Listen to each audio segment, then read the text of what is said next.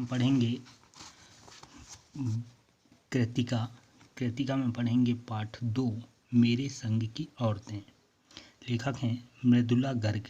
ठीक है, अब इसमें इस पाठ में जो है वो बताया गया है कि यह एक प्रकार की शैली में लिखा हुआ संस्मरणात्मक गद्य है।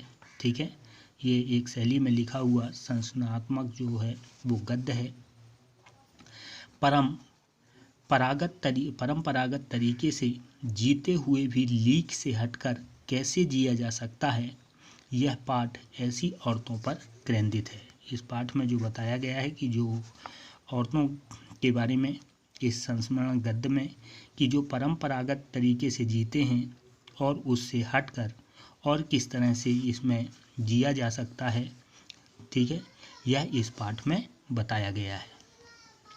इसमें है, मेरी एक नानी थी, जाहिर है, पर मैंने उन्हें कभी देखा नहीं। मेरी माँ की शादी होने से पहले ही उनकी मृत्यु हो गई थी। शायद नानी से कहानी ना सुन पाने के कारण बाद में हम 3 बहनों को खुद कहानियाँ कहनी पड़ी। नानी से कहानी भले ना सुनी हो, नानी की कहानी ज़रूर सुनी और बहुत बाद में जाकर उनका असली मर्म समझ में आया। पहले इतना ही जाना कि मेरी नानी पारस्परिक अनपढ़ परदानसी औरत थी, जिसके पति शादी के तुरंत बाद उन्हें छोड़कर बैरिस्टरी पढ़ने विलायत चले गए थे। कैम्ब्रिज विश्वविद्यालय से डिग्री लेकर जब वे लौटे और विलायती रीति रिवाज के संग जिंदगी बसर करने लगे तो नानी के अपने रहन सहन पर उनका कोई असर नहीं पड़ा। ना उन्होंने अपनी किसी इच्छा या आकांक्षा या पसंद नापसंद का इजहार पति पर कभी किया। ठीक है, अब इस पाठ में जो लिखा गया है मेरे संग की औरतें। ठीक है, इसमें है, मेरी एक नानी थी, जाहिर है, लेखक यहाँ बताते हैं। ठीक है, कि एक नानी है, वो जाहिर है इसमें, पर मैंने कभी देखा नहीं, उनने कभी देखा नहीं। मेरी शादी की होने से पहले ही उनकी मृत्यु हो गई थी। नानी जो थी वो उनकी शादी होने से पहले उनकी मृत्यु हो गई। शायद नानी से कहानी ना सुन पाने के कारण बाद में हम 3 बहनों को खुद कहानियाँ कहनी पड़ी। ठीक है, नानी नहीं थी इसलिए जो कहानी है नानी की कहानी वो नहीं सुनी और बाद में ये 3 बहनें हैं, तीनों बहनों ने कहानी कहने लगे या कहनी पड़ी। नानी से भले कहानी ना सुनी हो, ठीक है, नानी की कहानी ज़रूर सुनी और बहुत बाद में जाकर उसका असली मर्म समझ में आया। ठीक है, नानी की कहानी नहीं सुने, फिर भी नानी की कहानी सुनी और उसका जो मर्म है, जो स्वरूप है, वो बाद में समझ में आया। पहले इतना ही जाना कि मेरी नानी जो है, तो यहाँ बताया जा रहा है कि उनकी नानी जो है वो पारस्परिक अनपढ़ परदानसी, ठीक है, पर्दा रखने वाली स्त्री, परदानसी औरत थी, जिसके पति, ठीक है, शादी के तुरंत बाद उन्हें छोड़कर बैरिस्टरी पढ़ने विलायत चले गए। ठीक है, एक पारंपरिक स्त्री थी और उनके जो पति थे वो बैरिस्टर की पढ़ाई करने के लिए विदेश चले गए।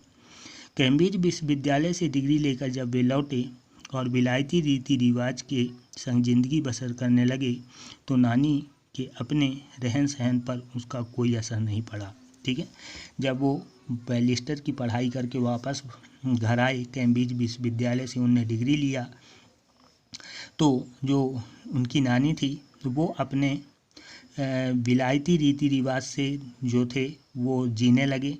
ठीक है, नानी अपने रहन सहन पर, रानी के जो नानी है उनके रहन सहन पर कोई असर नहीं पड़ा और ना उन्होंने कभी अपनी इच्छा आकांक्षा और पसंद नापसंद अपने पति से इजहार किया। वो अपने पारंपरिक जीवन जीते रहे। पर जब कम उम्र में नानी ने खुद को मौत के करीब पाया तो 15 वर्षीय इकलौती बेटी मेरी माँ की शादी की फिक्र ने इतना डराया कि वे एकदम मुँह जोर हो गई उठी। ठीक है, नानी ने से उन्होंने कहा कि वे पर्दे का लिहाज छोड़कर उनके दोस्त स्वतंत्रता सेनानी प्यारेलाल शर्मा से मिलना चाहती हैं। सब दंग हैरान रह गए। जिस पारदर्शी औरत ने पराए मर्द से क्या खुद अपने मर्द से मुंह खोलकर बात नहीं की थी, आखिर वक्त में अजनबी से क्या कहना चाह सकती है। पर नाना ने वक्त की कमी और मौके की नजाकत की लाज रखी। सवाल जवाब में वक्त बर्बाद करने के बजाय फौरन जाकर दोस्त को लिवा लाए और बीवी के हुजूर में पेश कर दिया। ठीक है, आगे इसमें ये बताया जा रहा है कि कम उम्र में नानी ने खुद को मौत के करीब पाया। ठीक है, तो उस समय 15 वर्षीय इकलौती बेटी माँ की शादी की फिक्र से इतना डराया कि वे एकदम मुँह जोर हो उठी। ठीक है, बहुत बोलने वाली, मुँहजोर मीन्स बहुत बोलने वाली।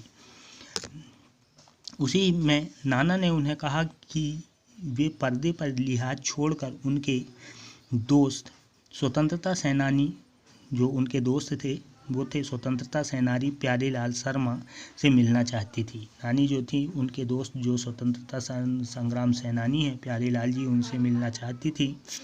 सब दंग हैरान रह गए। ठीक है, जब इस तरह का कार्य हुआ तो सब दंग परेशान हैरान हो गए। जिस परदानसी औरत ने पराए मर्द से क्या खुद अपने मर्द से मुंह खोलकर बात नहीं की थी, आखिर वक्त में अजनबी से क्या कहना चाह सकती है। ठीक है, यहाँ प्रश्न उठता है कि जिस औरत ने कभी अपने पराए मर्द क्या है अपने मर्द से भी कभी आदमी से भी मुंह खोलकर बात नहीं की, वो आज अजनबी के सामने क्या कहना चाहती है। पर नाना ने वक्त की कमी और मौके की नजाकत की लाज रखी। जो नाना थे उन्होंने वक्त की कमी और मौके की नजाकत उस पर ध्यान रखते हुए सवाल जवाब में अपना वक्त बर्बाद नहीं किया और फौरन जाकर दोस्त को लिवा लाए और बीवी के हुजूर में पेश कर दिया। ठीक है, और जैसे ही उन्होंने ये देखा समझा और तुरंत दोस्त को बुलाकर उनके सामने पेश कर दिया।